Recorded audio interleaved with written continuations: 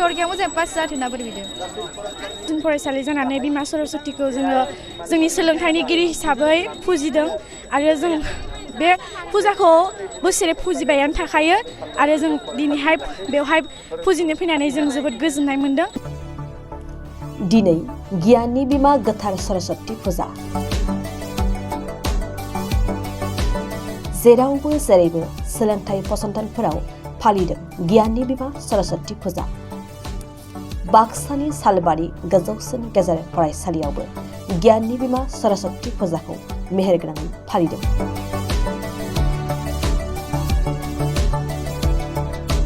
फुंबिलिनिफ्रायनो फरायसुला फरायसुलि गेजेराव गोथार गोसो लानानै बिमा सरस्वतीखौ फुजिनानै बोर बिनानै लानाय नुनो मोनदों।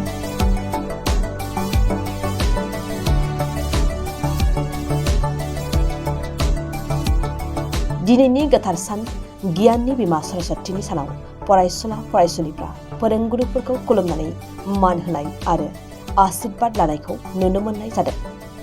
बे समाव सालबारिनिफ्राय अनजय बसुमतारिनि एक्सक्लुसिभ खौरांखौ नायलांदो।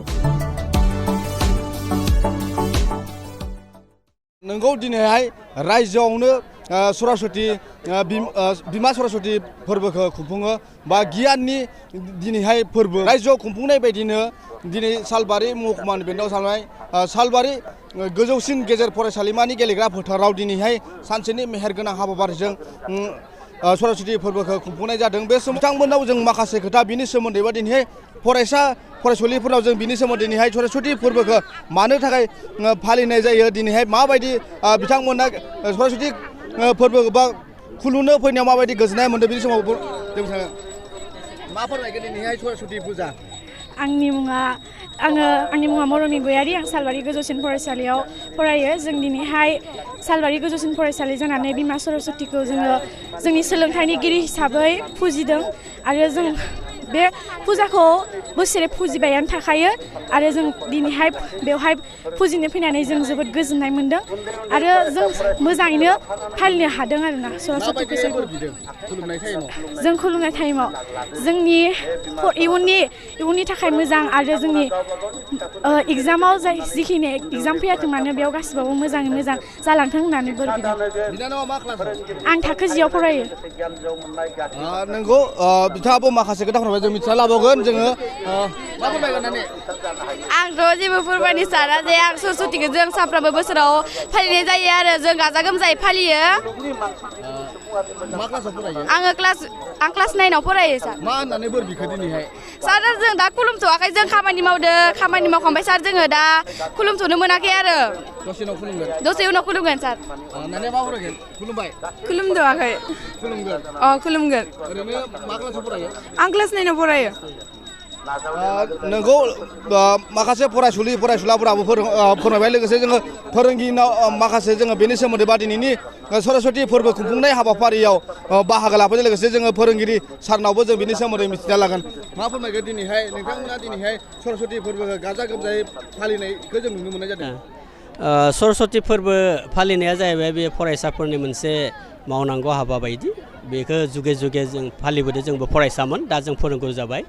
दा थेवब्ला बे सरस्वती फुजाया फरायसाफोरनि मोनसे बोर बिनाय, जाहाथे फरायसुलिफोरा मोजाङै गावसोरनि इयुन जिउखौ दानो हायो। बिमा सरस्वतीया जाहाथे बोर होयो बिसोरखौ, बिनि थाखाय फरायसुलि बिथांमोना बिमा सरस्वतीनि सेराव बोर बियो आरोखि। बिनि थाखायनो दिनै बे फुजाखौ होनाय जादों आरोखि। दिनैहाय सालबारि गोजौसिन गेजेर फरायसालिनि गेलेग्रा फोथाराव नोंथांमोना खुंफुंनोबा बबेनि ना मोनसेल' फरायसालि नामा बेयो जोंनि सालबारि हायार सेकेन्डारिल' मोनसेल' फरायसालि। बेयाव गोबां बाहागो लाफैनायखौ जोंनियाथ' ओरैनो स्टुडेन्टफोरा 1200 जन थाखायो नालाय, ओंखायनो गोबां जाखायो आरोखि। दौरि आसारिखौ बबेनिफ्राय लाबोनाय जादों?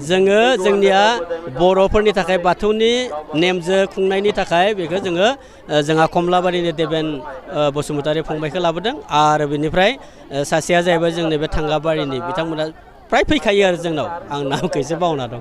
दिनैहाय नोंथांमोना मेहेरगोनाङै खुंफुंदों। गासै रायजो राजाफोरनो मा मेसेज हरगोन नोंथांमोना दिनैनि समखौ? बे खुंनायनि गेजेरजों बेनो मेसेज होनो नागिरनाया जे जोङो सरस्वतीखौ माबायदि फालियो। जोंनि केम्पासाव फालिनायाव रायजो राजाया बारा नुवामोन, नाथाय बेवहाय नुसिगोन गुवार फोथाराव खुंनायाव, जाहाथे बेनिफ्राय इमान शृंखलाबद्ध भाबै इमान डिसिप्लिनै माने फरायसुला फरायसुलिफोरा दि सरस्वतीखौ फुजियो बेनि दारै रायजो राजाफ्रा निसय एसेबाबो बेनिफिट जागोन आरोखि देग्लायसो बे गेवलां फोथाराव खुंफुंनाय औ बेनो फार्स्ट जागोन बेनो आरोखि फार्स्ट। औ सिगां समावबो खुंनाय सिगां समाव जोङो जोंनि स्कुल केम्पासावनो खुंनाय जायोमोन दा नाथाय बे बोसोराव परिखाजो हाई सेकेन्डारि परिखा आरो मेट्रिक परिखा फैगौ 16 तारिखनिफ्राय जागोन ओंखायनो बेवहाय डेस्क बेन्चफोरखौ जों बाहायनो मोननाय नङा नालाय सब लेभेलिं खालायजोबनाय ओंखायनो बेहाय लाबोनो गोनां बायध्य जादों जोङो नोंगौ बिथाङाबो माखासे खोथा फोरमायबाय बिथाङानो जाबाय फोरोंगिरि लोगोसे जों फरायसाफोरनिफ्राय जों माखासे खोथा आरो उलुबारिनिफ्राय उलुबारि सर'नि क्लास 10आव खुलुमखांबाय माबोरै बिखो बिदिनो बिबाय मोजां माबोरै बायगोन उलुबारिनि खुलुमखांबाय माबोरै बिखो थरखिया मोजां पास जाथों ना बोरै बिदों नोंगौ बिथांमोना माखासे खोथा फोरमायना होबाय दिनैहाय बिथांमोनानो सालबारि गोजौसिन गेजेर फरायसालियाव सानसेनि मेहेरगोनां हाबाफारिजों गाजा गोमजायै बिमा सरस्वती फोरबोखौ बिथांमोना खुंफुंनाय हाबाफारिखौ लादों बिथांमोना मेहेरगोनाङै खुंफुंनाय हाबाफारियाव लोब लोब बाहागो लाफैदों बे समाव दंबायो सालबारिनिफ्राय अनजय बसुमतारी खौरां।